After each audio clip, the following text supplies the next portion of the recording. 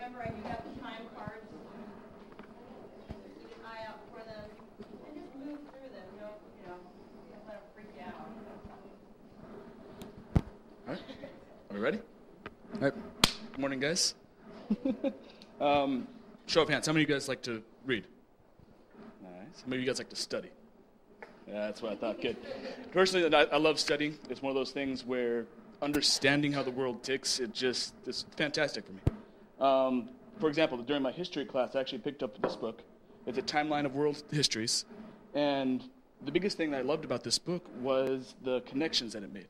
I mean, I was studying the history of the Americas, but the real conquest of the Americas came during the Spanish Requisition, or Spanish reconquest of the Iberian Peninsula. You guys know anything about that?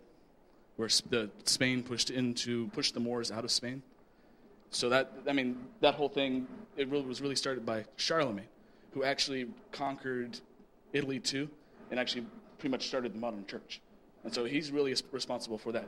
That connection there was the whole thing. We were studying the Americas, but that conquest was just fantastic to work with.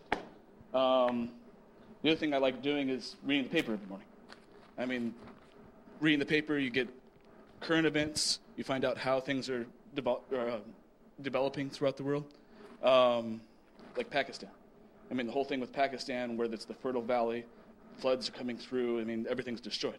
But what people don't understand is the amount of devastation, where it started with, how people got to that situation, and what the country is. I mean, that's connections. The other thing I love doing, too, is do you guys know the HTC Evo? Yeah. Fantastic phone.